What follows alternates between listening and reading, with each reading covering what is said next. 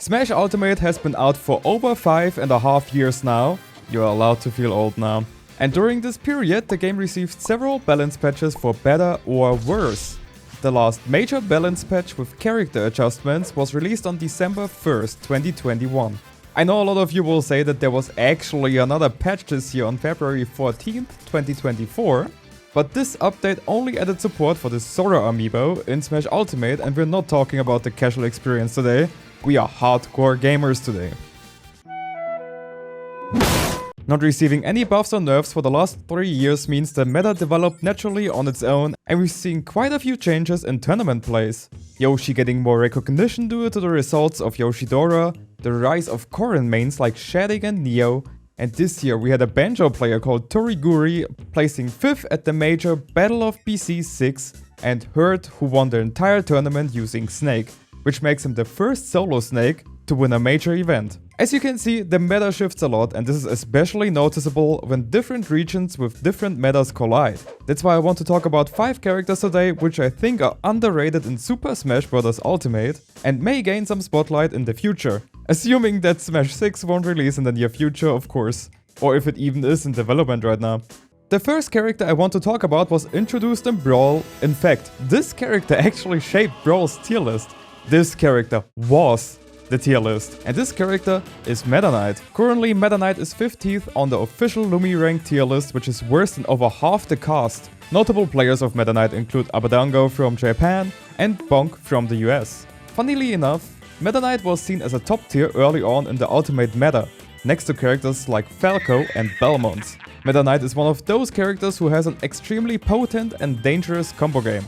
His up air and down air chains, if performed correctly, can take a stock from 0% on a lot of characters, making him another potential touch of death fighter. Meta Knight has, in my opinion, the best recovery in the entire game. He has multiple air jumps, can recover with up B, side B, neutral B and down B. The last can be used even as a mix-up on its own to get past ledge traps with either quickly getting on the stage or attacking the opponent. This move comes out so quick after Meta Knight appears again that you have to respect it. And if you shield it, Meta Knight usually gets punished very hard for using it offensively. So you usually see Meta Knight players using it defensively to get past ledge traps or other dangerous scenarios. Meta Knight is one of the faster characters in the game, and we all know how important speed can be in a platform fighter. I've said so many good things about Meta Knight, but what exactly is bad about him right now? It is his neutral game, which is pretty important in a fighting game as well. But what is the problem with Meta Knight's neutral game? So first of all, it is pretty linear. Everybody knows what Meta Knight wants, and it is a dash attack. This move opens up all his touch of death combos like no other move in his kit. And this wouldn't necessarily be an issue if it wouldn't be for another one. When we look at characters with a good neutral, we can see that they have one of two things usually. Either long reach like Cloud and Lucina to safely poke away the shield of your opponent or stuff out approaches, or a projectile which forces a reaction like Pikachu's neutral B, Snake's grenades and Mega Man's Mega Man. Sheik's neutral, for example, is pretty good in general due to her fast and safe options, but it wouldn't be the same without her needles, which are not only a projectile which can force a reaction from her opponent, but is also used as an additional tool to fake out approaches through using B-reverse and wave-bounce needles. Meta Knight doesn't have a projectile or a lot of reach. Yes, he has a sword, but swords don't equal range in this game. On top of that, Meta Knight is a very light character, which makes him a victim to early stocks. But I'm pretty confident that despite all of that, Meta Knight can be a character who can definitely climb the tier list. The second character I think is underrated is Inkling. This is gonna be a weird one, because Inkling was often considered a top tier in the first 1 or 2 years of Smash Ultimate. But as time went by, more and more players dropped Inkling for other, better characters, and the counterplay against Inkling developed. Currently, Inkling is on the 49th place on the Lumi rank tier list, which is only 1 place above Meta Knight, who I've previously talked about. The best solo Inkling player is Shirayuki from Japan, and other notable players having an on-off relationship with the Squiddies are Space from Europe and Cosmos from the US. Inkling in general has huge strengths when it comes to their neutral game through their good mobility and their hurtbox shifting dash. But not only that, Inkling also has access to Splat Bomb and Splatter Shot, which can force a reaction of their opponent. Fast and safe areas like neutral air and even a good disjointed aerial with back air, which offers a very safe option for pressuring the opponent's shield when spaced correctly. Honestly, one of my favorite backers in the entire game. Inkling also has a good grab game. You can either give your opponent more ink with F-throw, kill them at high percent with back throw, or use up throw as a combo starter and kill confirm. While talking about kill confirms, here's the big issue about Inkling. It can become hard to take the stock. Yeah, sure, the Booyah confirm is good, but the percent window is small, plus affected by rage, and the execution is tight. Other than that, Inkling doesn't really have a safe kill confirm. So you are either forced to get a good read in and kill with a smash, take the stock offstage through edge guarding, or get your opponent somehow into a tech chase scenario to finish them off. In my opinion, Inkling suffers a bit from the Sheik syndrome. A very good character on paper, but the execution needs to be on point, and I hope Shirayuki can show more what Inkling is really capable of. The third character on the list is Mewtwo. This character is very well known for its hurt box in combination with its tail, the floatiness, and bad disadvantage. On the official Lumi rank tier list, Mewtwo is on the 66th place, right in low tier. Notable players include, oh fuck, Great wasn't really active since 2023, SDX since 2019, and we don't talk about the other one. Special shout out to Anvil from Europe, because your Mewtwo is sick in my opinion. Mewtwo is often called Lesser Samus. I have recently even seen Mewtwo being called Dr. Samus, shoutouts to Elite Tweet and Lion, due to a very similar projectile, Shadow Ball. This is the cornerstone of Mewtwo's neutral. It applies pressure to its opponents and forces a reaction. May it be jumping, shielding, or no reaction at all. I mean, no reaction is also a reaction. This move can be used for combos, kill confirms, ledge pressure, you name it. It is Mewtwo's Swiss Army knife, just like Samus's Charge Shot. Mewtwo has a great combo game and has no problem racking up damage whatsoever. On top of that, Mewtwo even has great kill options. Fair and Backer can kill super early, especially in combination with a Shadow Ball offstage. Neutral air confirms into up smash. Mewtwo has kill throws with up throw and sometimes back throw as well. And the down throw can set up into a tech chase disable combo on platforms to get a super early stock with either F smash, up smash, or down smash. The last one is, by the way, very safe on shield for a smash with -8 on shield and 17 frames and lag on whiff, which some Mewtwo mains throw out at the ledge on normal getups as well. On top of that, Mewtwo has a great ground speed to keep a safe distance from the opponent and harass them again with more Shadow Balls. So why is Mewtwo considered a low tier in this game? Well, Smash Ultimate is a game that heavily favors characters with a good advantage state, which Mewtwo also has. But Mewtwo has a bad disadvantage due to it being very huge and easy to hit and also floaty, which makes it hard to land for Mewtwo in this world surrounded by good disjointed hitboxes.